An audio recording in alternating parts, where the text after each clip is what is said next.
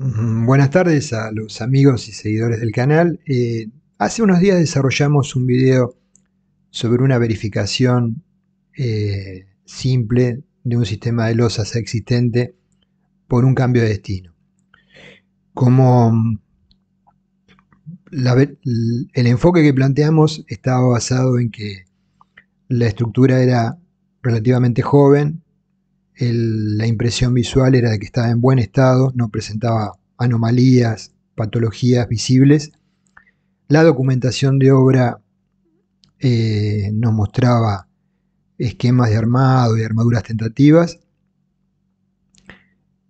y el cambio de destino que se planteaba era relativamente menor, porque pasábamos de un edificio de departamentos a un edificio de oficinas.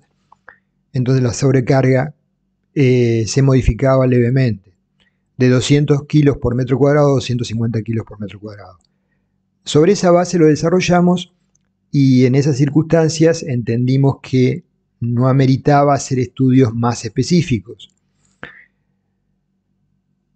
Hace pocos días, muy pocos días, tuvimos la desgraciada noticia del colapso del techo de un sistema de losas de hormigón armado de una confitería de República Dominicana, cuando se estaba desarrollando un evento artístico, con un saldo extremadamente lamentable de muchas víctimas, tanto muertos como heridos.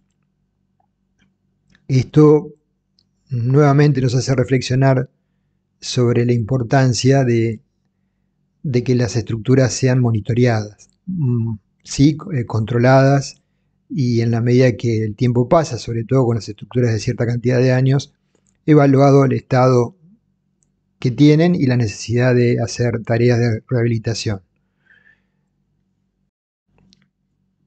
En el video anterior, que planteamos el ejemplo sencillo que mencioné, donde, como les comenté, suponíamos que el comitente nos convocaba para consultarnos sobre la posibilidad de cambiar un sistema de losa de hormigón armado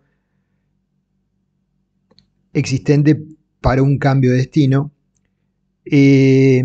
Durante el desarrollo del video surgieron algunas consultas que me parecieron interesante tratar de aclararlas, y me solicitaron una ampliación de algunos temas que solamente los mencioné. Bueno, trataremos de, en la medida que podamos y en un tiempo razonable, evacuar alguna de esas dudas.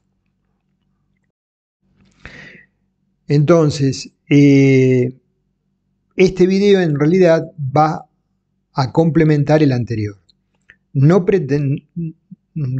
vamos a tratar el tema del colapso reciente que les mencioné, porque todavía no cuento con información como para hacer un análisis mínimamente técnico, ¿sí? Más allá de que se visualizan losas de hormigón con grandes vías de soporte, y de las fotos no queda claro sobre una viga de soporte perimetral, y no queda claro sobre qué apoyaban esas vigas.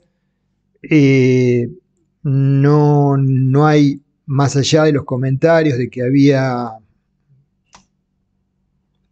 se habían ido colocando equipos pesados sobre la azotea, una azotea inaccesible, durante los años, y sumando equipamiento de aire acondicionado y otros de un peso considerable, más allá de que la estructura tenía más de 50 años de vida, y desconozco si en algún momento se le había hecho alguna evaluación, ni tampoco si tenía algún proyecto ingenieril desarrollado originalmente para llevarla adelante.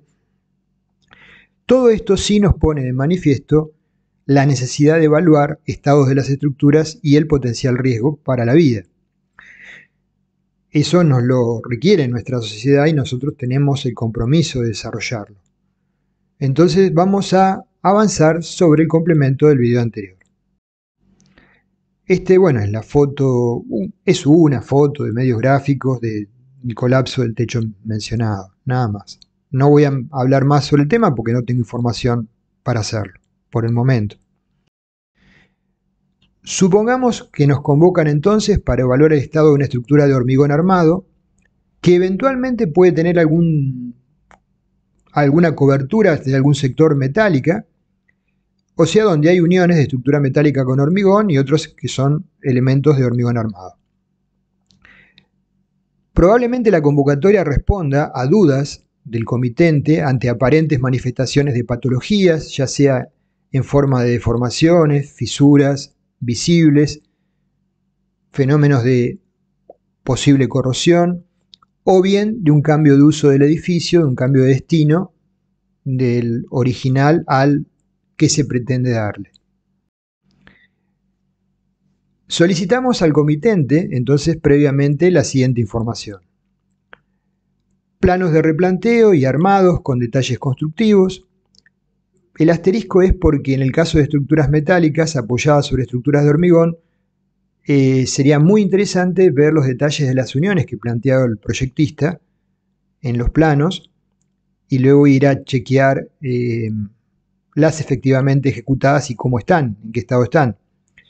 Memoria de cálculo y estudio de suelos, datos de probetas de hormigón tomadas y ensayadas durante la ejecución de la obra, informes de novedades registradas por el director de obra y modificaciones autorizadas por él mismo, y fotos de la estructura en distintas etapas constructivas, ¿sí?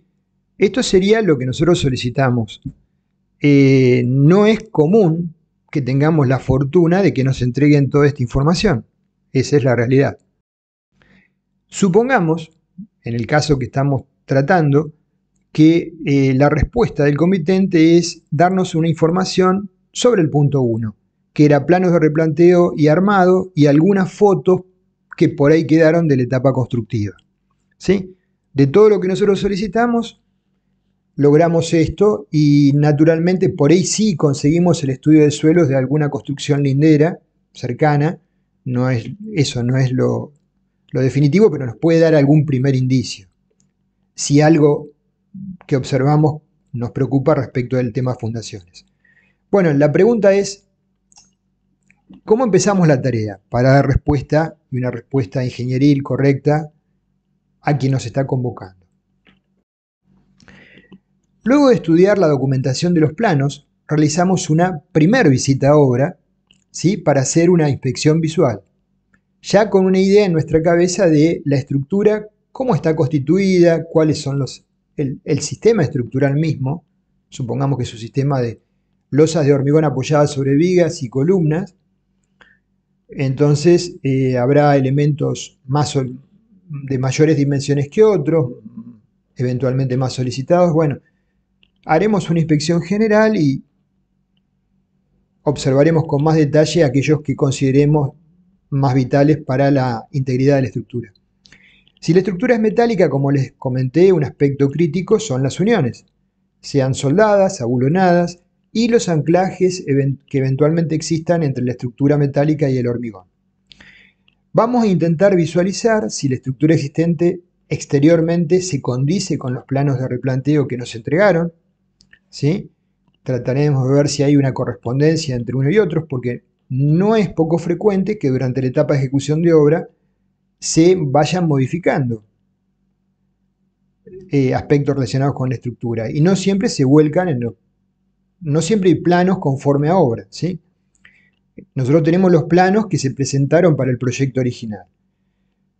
Observamos si existen fisuras. En principio, que existan fisuras no es algo que nos pueda llamar la atención o alarmar. En el caso de existirlas, identificamos sobre qué elementos se encuentran, ¿sí?, en qué zonas, y las medimos y las graficamos en alguna hoja que llevemos. Observamos si se visualizan fisuras en los elementos no estructurales, como cerramientos de mampostería, que nos pueden estar indicando posibles asentamientos diferenciales o deformaciones de algún elemento inferior o superior por encima de los límites admisibles. Nos puede estar indicando quizás o asentamientos diferenciales o elementos muy deformables. Medimos con un fisurómetro los espesores encontrados de fisuras, que consideremos más importantes, al respecto como una guía para anchos de fisuras admisibles según el Comité ASI 224. Tenemos esta tabla, ya hemos hablado de la misma y del aspecto de fisuración por qué se produce y evaluaciones para tratar de estimar ancho de fisuras potenciales con diferentes criterios, ¿sí? Los pueden encontrar en los videos relacionados con fisuración. Entonces, de las fisuras que encontremos, podemos hacer una clasificación según la profundidad, pasantes o profundas o superficiales, según el movimiento, activas o inactivas. Si son activas, es conveniente monitorearlas. Si las fisuras son superficiales e inactivas, ¿sí? Interpretamos por qué se produjeron, entonces puede ser conveniente, dentro del tratamiento integral que le vamos a dar a la estructura, repararlas sellándolas. Solo si son inactivas y entendemos la razón que las han originado. Cuando hablamos de durabilidad, hablamos de cómo evaluar el frente de carbonatación y la penetración desde la superficie hacia el interior, mediante ensayos simples, tomando probetas. Por ejemplo, en esta es una probeta tomada de un balcón, en donde vemos que el frente de carbonatación desde la zona exterior ha avanzado cerca de 4 centímetros hacia el interior. ¿Y qué incidencia o importancia puede tener esto? Bueno, que la zona carbonatada es una zona donde el pH se ha modificado y ya el hormigón no protege o inhibe el proceso de corrosión en las armaduras. Entonces, si se nos consulta, nosotros podemos tratar de, si no tenemos en claro el origen de las fisuras, preguntar si son de reciente aparición y han generado la inquietud del usuario, o si son fisuras de antigua data, o que ya tenían un cierto tiempo. Supongamos que el propietario nos dice que son nuevas, ¿sí? Y el edificio ya tiene varios años de construido y en servicio. Podemos intentar verificar si esa apreciación es correcta o no, porque tiene relevancia luego para analizar qué la generó. Es un hecho nuevo. Entonces, podemos tomar una probeta testigo, como vimos recién, que cruce una fisura y hacerle el ensayo de profundidad de carbonatación. Cortando la probeta por la mitad, observamos la profundidad del frente carbonatado en la superficie de la probeta y observamos la profundidad del frente carbonatado en el interior de la fisura. Si ambas profundidades son similares, entonces la fisura no es reciente, ¿sí? Tiene efectivamente un tiempo prolongado. Caso contrario, es una fisura reciente. Luego de la primera inspección visual, ¿sí? Y de la información que hemos recopilado con fotos que saquemos de los elementos que nos parezcan más relevantes, regresamos al estudio para analizar y evaluar la situación. Completada, entonces en esta etapa sí podríamos, con base a todos los datos que tenemos, armar un modelo propio con un software que tengamos y aplicarle, según lo que hayamos encontrado, hacer un análisis de carga, aplicarle las cargas, ¿sí? Y evaluar la respuesta del software para hacer una interpretación analítica del requerimiento de diseño en cuanto a términos de armadura, secciones y demás, para ver si lo que a priori parece que se ejecutó es correcto o no y suficiente. Completada esta fase preliminar, si todavía tenemos dudas, volvemos al lugar, de ser posible con cierto nivel de equipamiento mínimo, como un esclerómetro, un pachómetro y un equipo de ultrasonido. Vamos a utilizarlos, vamos a complementar con estos equipos información que nos va a permitir tener un panorama más claro. Utilizamos el esclerómetro, por ejemplo, para evaluar calidad del hormigón, en general uniformidad, detectar zonas posiblemente afectadas, con las limitaciones que el mismo presenta. Por ejemplo, no es aconsejable utilizarlo en hormigones muy jóvenes o muy antiguos. En cuanto a hormigones antiguos, porque el frente de carbonatación debe haber afectado una superficie que probablemente nos va a arrojar valores de índice esclerométrico más elevados que van a hacer pensar que la resistencia potencial del hormigón es más alta que lo que realmente lo es. Utilizamos el pachómetro para tratar de detectar, ubicar armaduras, ¿sí?, internas en la masa de hormigón y eventualmente separaciones de las mismas, y en algunos casos, algunos equipos son más completos, nos permite estimar diámetros de armaduras con un cierto grado de error. Existirán quizás zonas especiales en donde nos interesa verificar el estado de la armadura y la existencia de la misma. Se catea en esas zonas y se chequea el diámetro, posición y la concordancia con los planos y el estado de la misma, como dijimos. El equipo de ultrasonido consta de un palpador de emisión y otro de recepción. Se mide el tiempo que tarda una onda sonora de uno a otro palpador para pasar de uno a otro. La presencia de fisuras internas, oquedades, poros, genera un tiempo mayor para pasar de un elemento a otro y va a generar, naturalmente, nos va a estar dando cierta información de posibles defectos internos. De resultar necesario evaluar la resistencia del hormigón colocado sobre la base de los resultados del ensayo, de los ensayos que hagamos de ultrasonido, podemos, en sitios preestablecidos que no afecten más la estructura, tomar probetas testigo y ensayarlas ajustando sus valores según los coeficientes que relacionan sus medidas. Cuando digo esto me refiero a que, por ejemplo, tomamos una probeta de una losa. La probeta tipo en nuestro medio es de cilíndrica de 15 por 30, quiere decir que tiene una esbeltez de 2, la luz sobre el diámetro, la altura sobre el diámetro, h sobre d. Una probeta tomada de una losa probablemente tenga una relación diámetro-altura diferente, ¿sí?, supongamos de 1. Entonces hay que afectarla de coeficientes que tengan en cuenta esa esbeltez distinta, ¿sí?, porque si no vamos a tener medidas, resultados de las probetas de ensayo que no se van a corresponder con lo que nosotros deseamos obtener, que es un dato certero de la resistencia del hormigón. Vamos a ampliar conceptos sobre el uso de métodos no destructivos como ultrasonido brevemente. Un ensayo de ultrasonido, tenemos que son equipos portátiles, es conveniente realizar la medición primero en un hormigón que sepamos que está en buen estado de salud, sano, para referenciar valores. Acá vemos palpador, emisor y receptor en transmisión directa, en A, en transmisión indirecta, o para determinar profundidad de grietas. Se transmite ultrasonido a través del hormigón entre dos conductores a una cierta distancia que queda registrada y se evalúa la velocidad que tardan las ondas en viajar entre los dos puntos, calculando la velocidad de la onda, evitando barras de acero paralelo a la dirección de las ondas porque van a influir en la velocidad y van a alterar los resultados. ¿Qué información es factible obtener de este ensayo? Por un lado, homogeneidad del hormigón, definiendo zonas de diferente calidad o, por ejemplo, si fueran afectadas por un incendio, un siniestro, zonas más afectadas.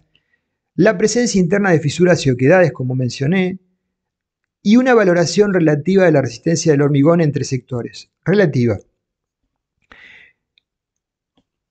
Repetimos el concepto de cómo se utiliza el mismo.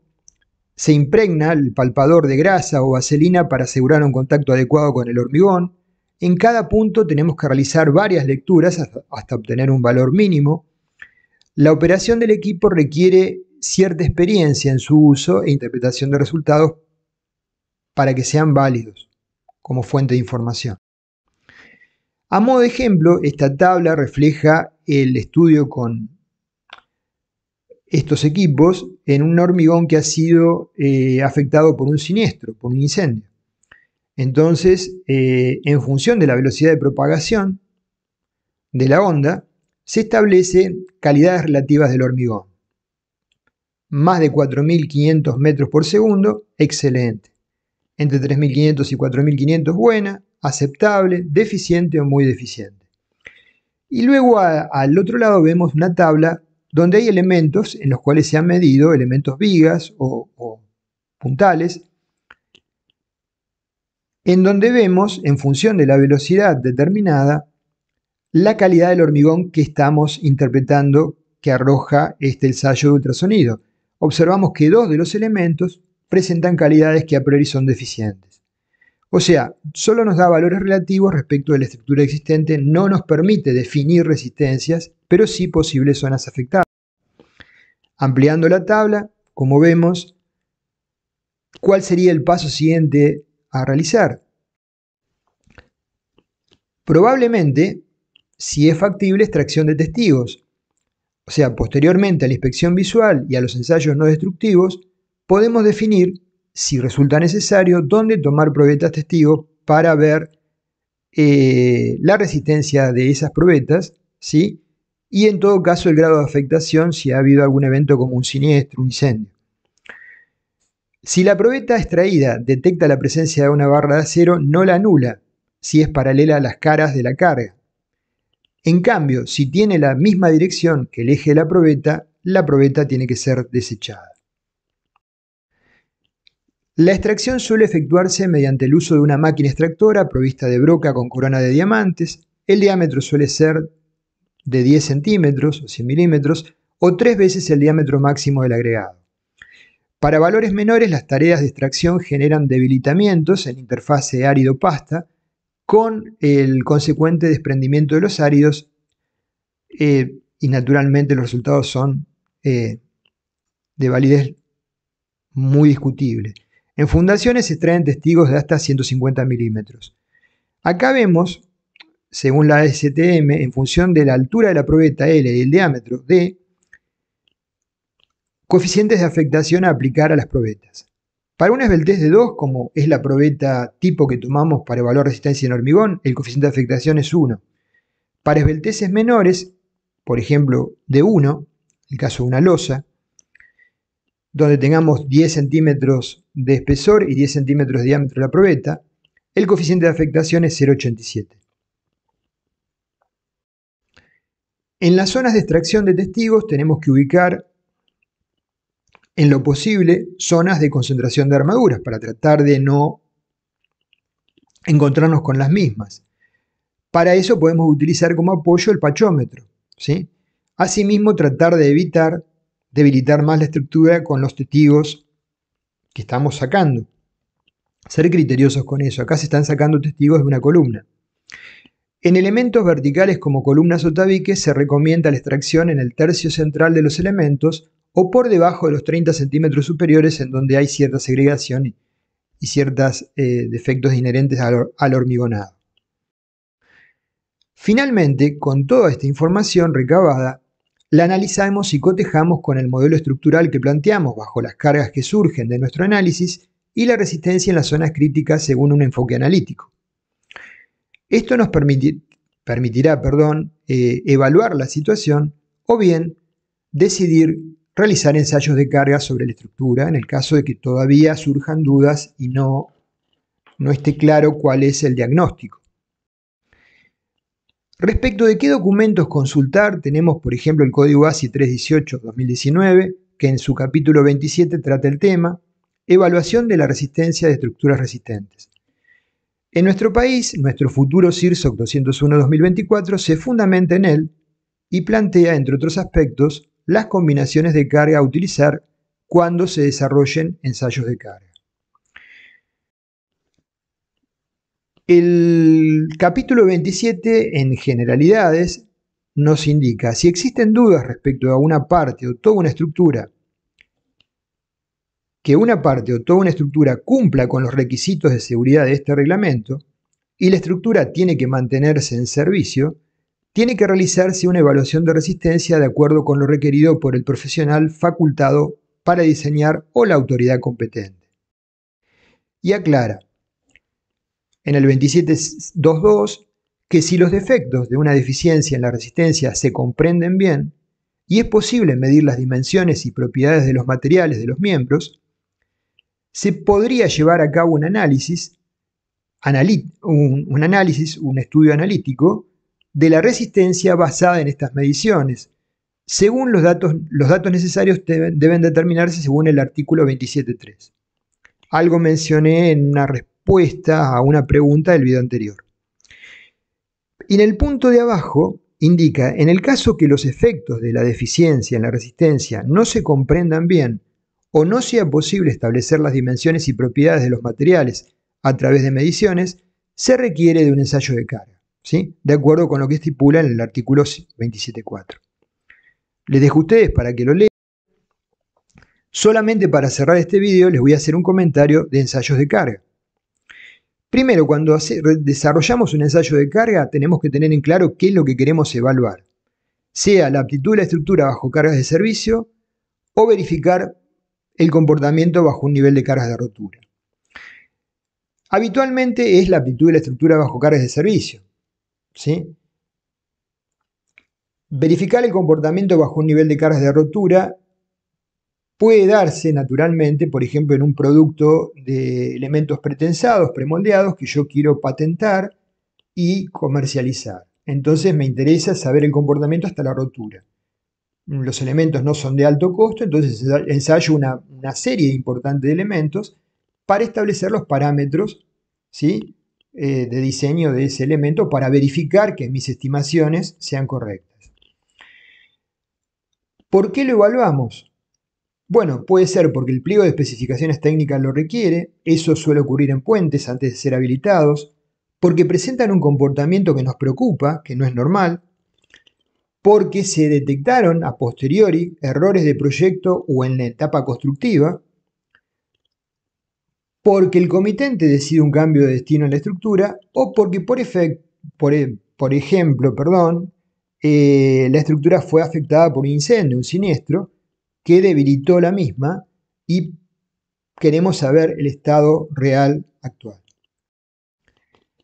¿Qué tipos de ensayo podemos desarrollar? Bueno, en tanques de agua hay pruebas de estanqueidad para verificar la aptitud. Sobre sistemas de losas y vigas que fallan predominantemente a flexión, hay ensayos de carga para ver la deformabilidad y la respuesta. Sobre puentes hay ensayos dinámicos o pasarelas peatonales, puentes carreteros o ferroviarios o pasarelas peatonales. Normalmente están establecidos en el mismo pliego el requerimiento del ensayo, ¿sí?, antes de habilitarlo. Y también ensayos de capacidad de carga sobre losas de depósitos, por ejemplo, que van a estar solicitadas a cargas importantes y queremos chequear que la respuesta sea la adecuada. ¿Qué tipos de carga podemos aplicar para generar la carga requerida en el ensayo? Cargas repartidas, en general, o cargas concentradas, por ejemplo, en puentes. Por ejemplo, determinamos camiones que conocemos la distancia entre ejes de carga, los cargamos en báscula, los pesamos y luego sabemos cada eje, cada rueda qué carga está transmitiendo con el camión cargado. Entonces, sobre la base del modelo que desarrollamos con el modelo de emparrillado del puente, si es un puente viga sencillo, planteamos un ensayo de carga que genere las solicitaciones máximas de servicio en el mismo, con diferentes posiciones de los camiones. Seguramente van a ser más 2 o más.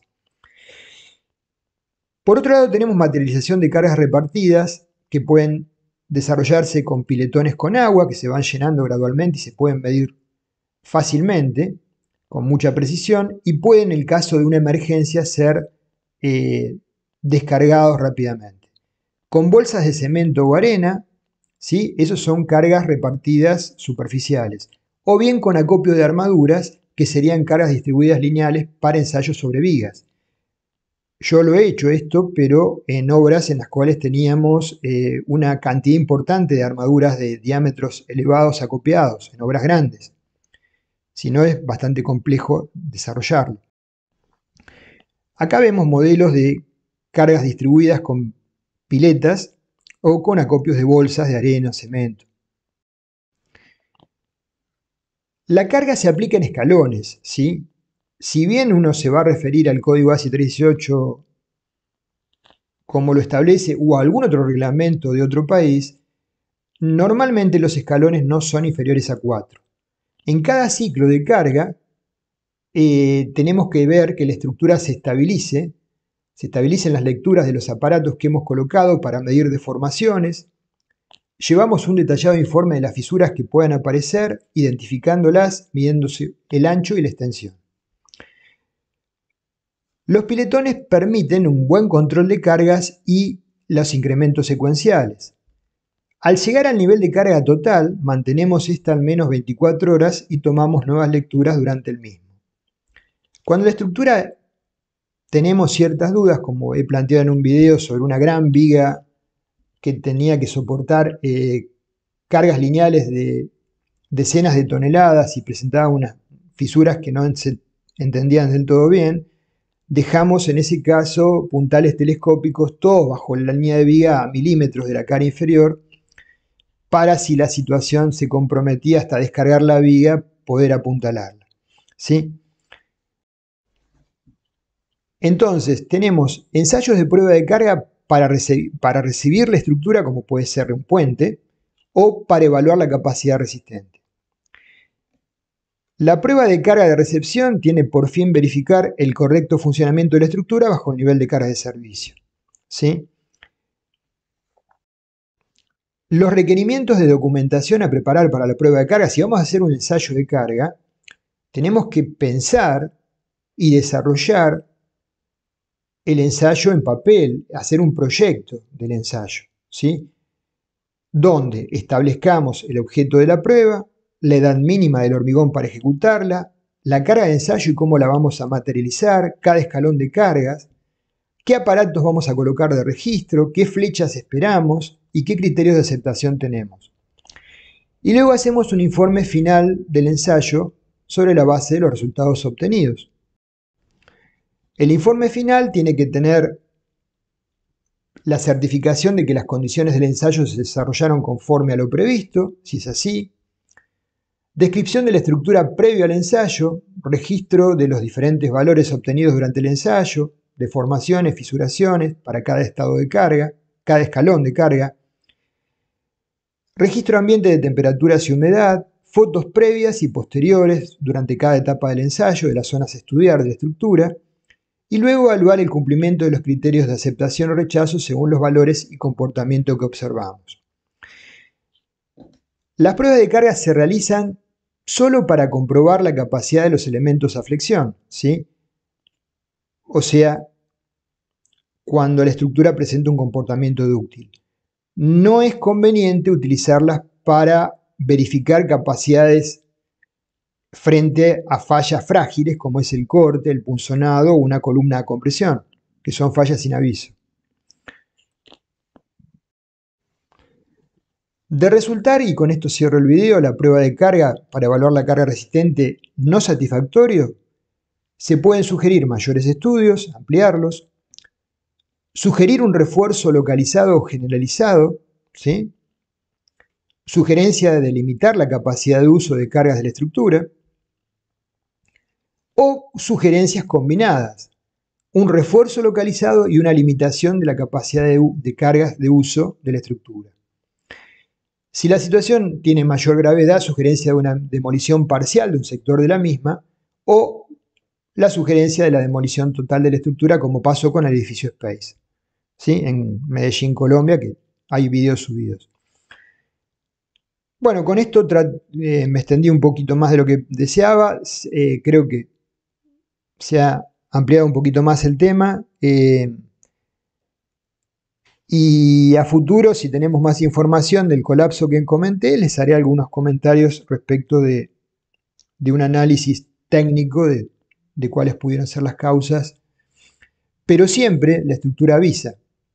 Lo que pasa es que no siempre se está atento a los avisos de la estructura. Y normalmente el colapso de una estructura está asociado con una serie de fenómenos, no con uno solo, ¿sí? Que se suman desfavorablemente para arribar finalmente a un final desgraciado como el que mencionamos. Gracias, hasta acá llegamos.